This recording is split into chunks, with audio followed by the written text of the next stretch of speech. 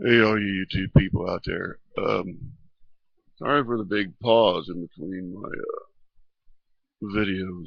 I ended up in the hospital about a week and a half ago or whatever. Had a bad staph infection. It comes with the territory when you're paraplegic. And intermittent cathing, it's called. You have to take a catheter and put it through your urinary tract. All that crazy stuff. But I was going to go through my life. Um, I can't remember where I stopped. All I know is where maybe I should begin. I mean, my childhood was pretty mellow until molestation part. I mean, except for almost drowning two different times as I was a child. Like the time when I was 3 and slipped into the creek. But I lived with my mother until I was 20, and I was the baby of the four of us. My mother loved me deeply, and she did a lot for me, even after the fact. There's things that you just don't want a mother doing for you when you're as old as I am at that point in time. And I'll get to that part in my story. But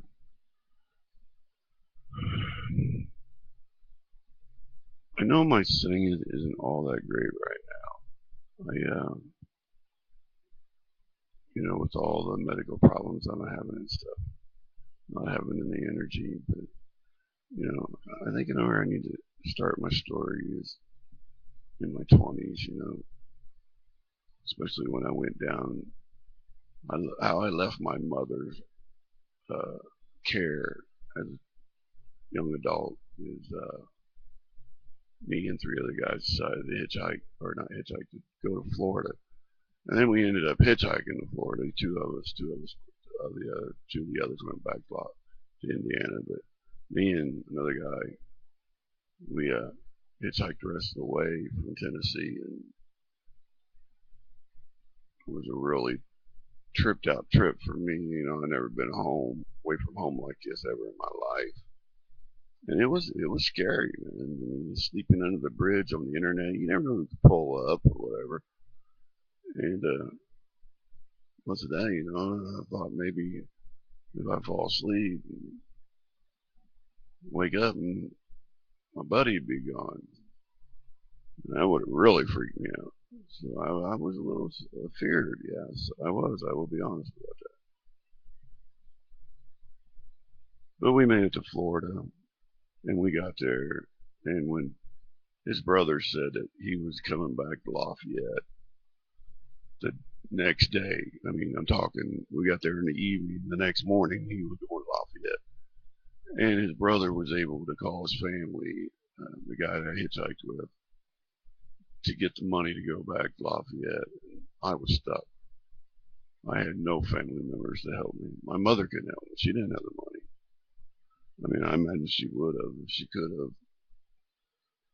But then again, maybe she's thinking it's a good way for me to learn to be on my own. Hang on a second.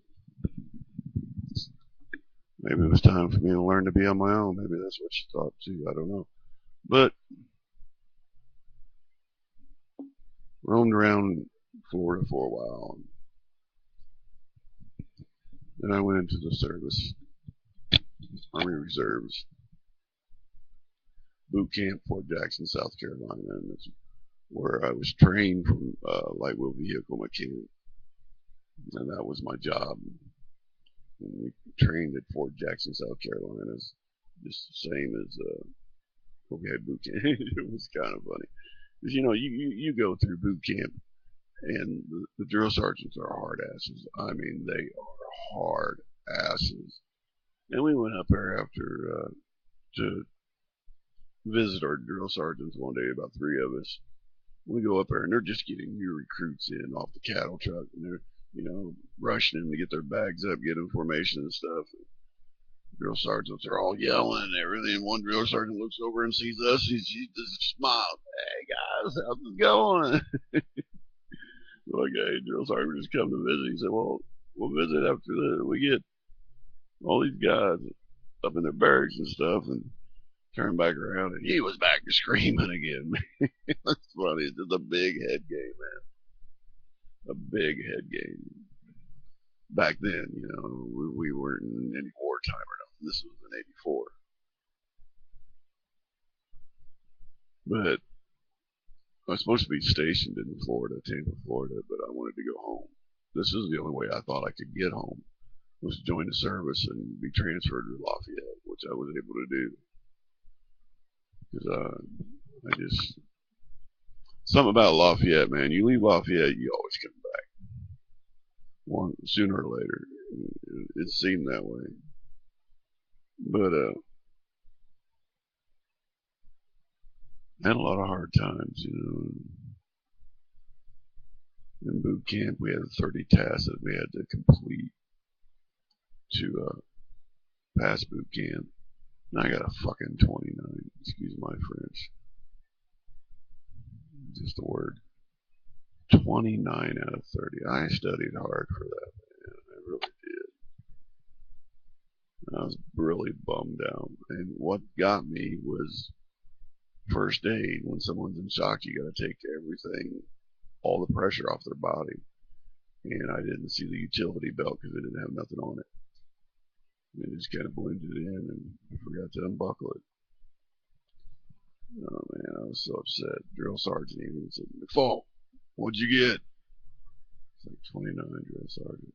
He just shook his head.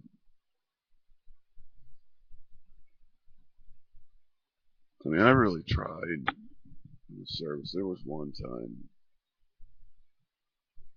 when we went to shooting ranges, and I was a cross guard for the back of the platoon. And on the way back, it was night. I was tired, man. And when I was younger, I about cut off my big toe on my right foot. Well, all that running and walking and stuff that I've never really done before, it was getting to my foot and causing extreme pain. And on the way back, man, I got way behind because they all took off running. So I'm running and it's pain's getting to me. So I slow down, I walk a little bit, and they're way out of sight. And I mean, it's black out there, man, except for the street light here and there to illuminate the track. And but I didn't stop or nothing, I pushed myself, I really did, to finally, well, actually, I caught up with them, and they were just right outside of the trail that took us to the barracks. And they were all standing there, and I didn't see the drill sergeant anywhere. And the next thing I know, I see him. He comes hopping out of the woods. And I know what it was. They got there, and he realized I was gone. And he doubled back through the woods. And I really believe that he watched me. Because after this incident, he actually made me a squad leader,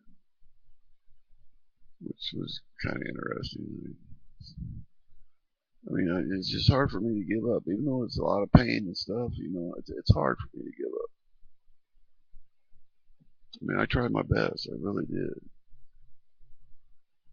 The biggest problem I got also is my emotions. I have strong emotions. I really do. I hate them. Like, I tried really hard. We had to get 3 shots out of the M16 in an inch circular pattern.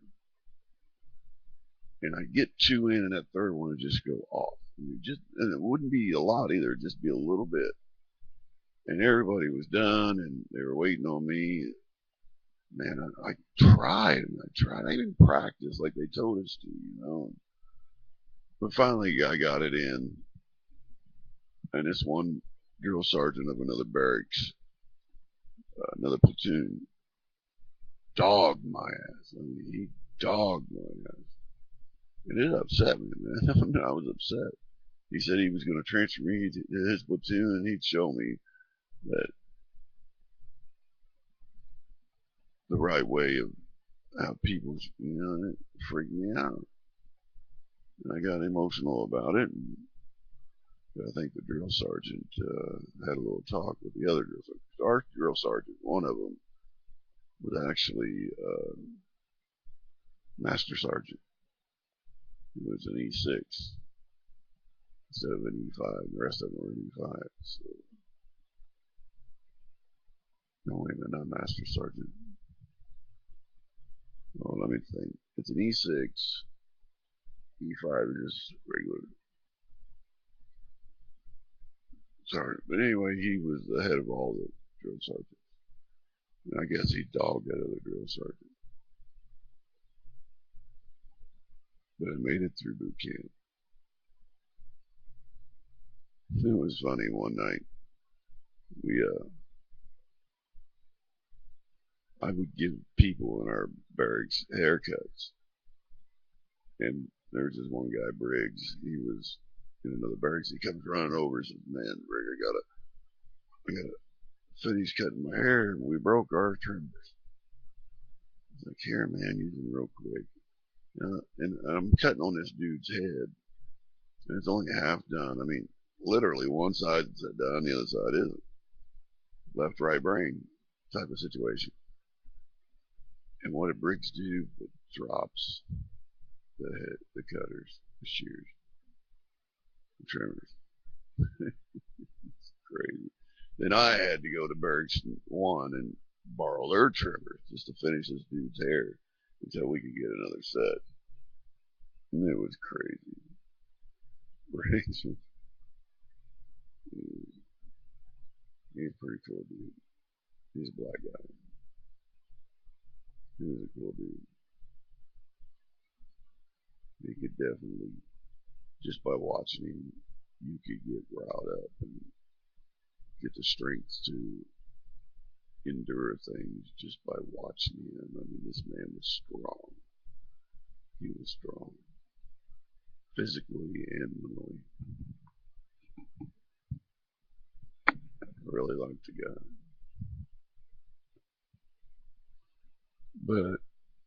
But then I go to Lafayette, and I get a job at a gas station. A friend, old school friend of mine, was a manager at a station. He gave me a job. I moved up to assistant manager, and then he done me dirty, man. He done me dirty bad. And I ended up just quitting. Really, man, he done me dirty bad. And all I can say is I hope he knows to ask for forgiveness, because the Lord frowns upon people who mistreat his children.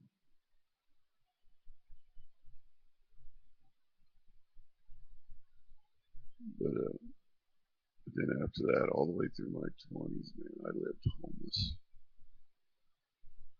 There was one time I sat in the garage, no door in the garage, and I tried to get in the corner where there's no window, in the middle winter. I went to the shelters the whole time. And it wasn't because I didn't have a job. I'd work, just make enough money to have a place of my own. I mean, about the only thing I knew how to do was wash dishes. I mean, I could work on cars, but I didn't have a degree or anything. And in construction, I did construction in the summer, but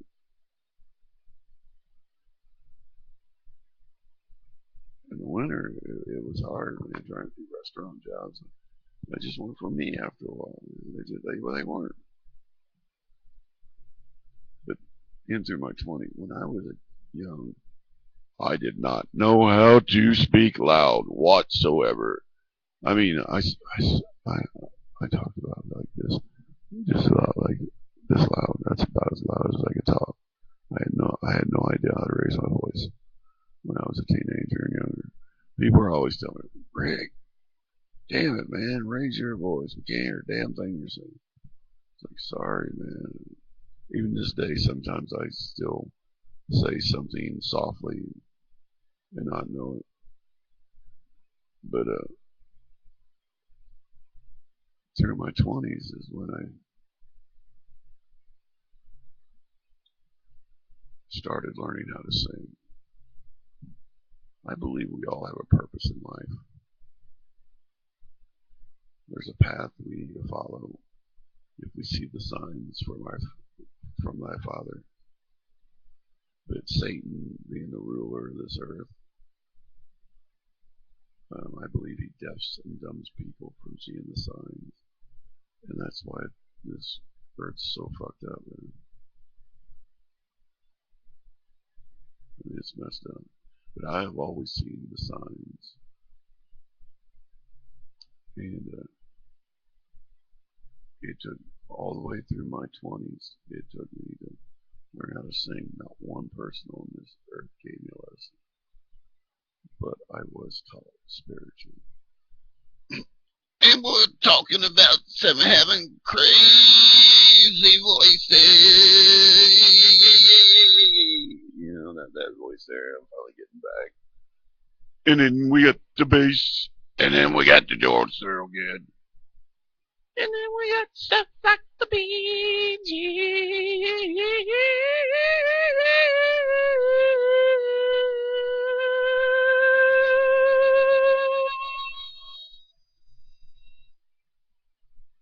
I love doing that. I'll go around during the day and just start going.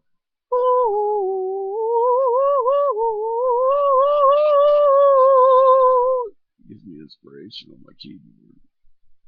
That's what I'm trying to teach myself. You play my keyboard. Plus, with the songs I write too. I'm working on a song right now. The next couple of days, it should be up. I have a new song up, so y'all can hear one different than the last. Same one I've been putting up, Daddy's Day and Questions of the Day. I'm finally going to hear a new song. But there was one girl that I met back in '85 when I was working the gas station. We kind of hit it off, and in through my 20s, if I needed a place to stay, and after I found her, she had no problem letting me stay, no problem whatsoever. It's just one of those things, you know, where if you need a little loving, you find her. She's there. And that's the way it was. But in '91, I went and got my GED. In '92, I decided to try college. And that's where I met my first and last wife. I don't know if I should say last. But the person had to be very, very special. Not to meet my standards, but me to meet theirs. Because there's some things I have to do, man. And I'm not afraid to tell you guys what my life's like. You know, I've got a port on the side of my belly because my urinary tract's closed. And it's like a tube. They used part of my small intestine and made my bladder bigger and gave me a port on my belly. And I put the catheters through that hole down into my bladder, and that's how I pee. And bowel treatment. I'm telling you, man, that I still am not used to my bowels the way they are, the way I have to use the bathroom. I literally right now, since I can't get on the stool because of my wounds,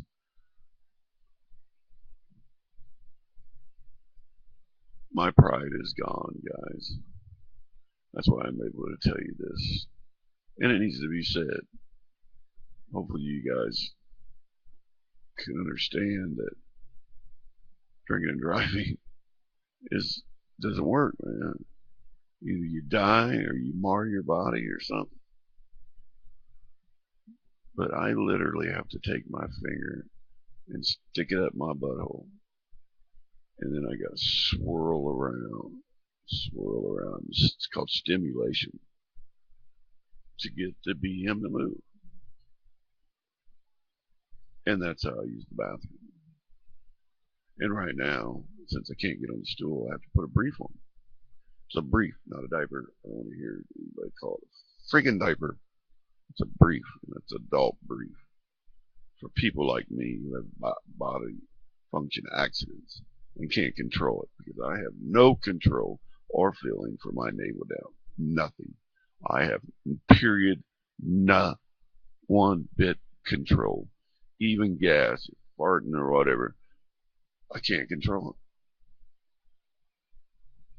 And that's why my pride's gone. So many women have seen my ass. And it's not from sexual desires either.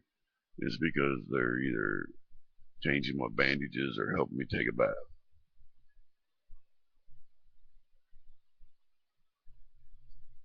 But, and the surgeries I've had, and then I gotta have another surgery the 26th of April, this April, for a new baclofen pump. It's a pump that relaxes my legs from spasms.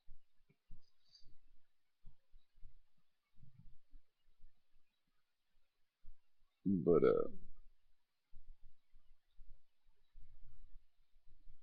I think that's good right now with the story, because you're going to find some very interesting things about my life here on out, I believe, especially even through the accident and the things that, see, I believe God prepared me for living the rest of my life in a wheelchair from a certain age. Because I'll get down to it. I will tell you what he did to prepare me. And some things are very embarrassing. They really are. But some things I'm glad he did. Because I could have been destroyed physically, mentally, financially. But that Father above saved me from a lot of anguish. He saved me from a lot of anguish. But I am getting sleepy. I took my night meds here a little while back. And when they hit me, they hit me. So I'm going to try to remember where I'm at in this conversation. And hopefully tomorrow I'll be able to add another video. You can get this new song put up on YouTube. Hope that you all like it.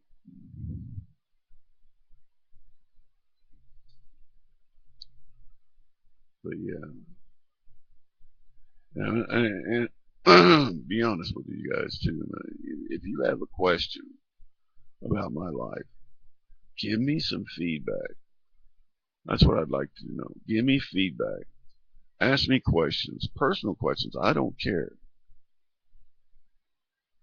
It will help me to express my life situation of how it is and how it was.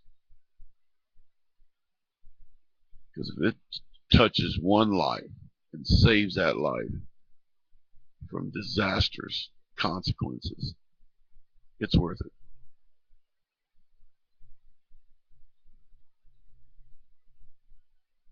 So, more stories are to come.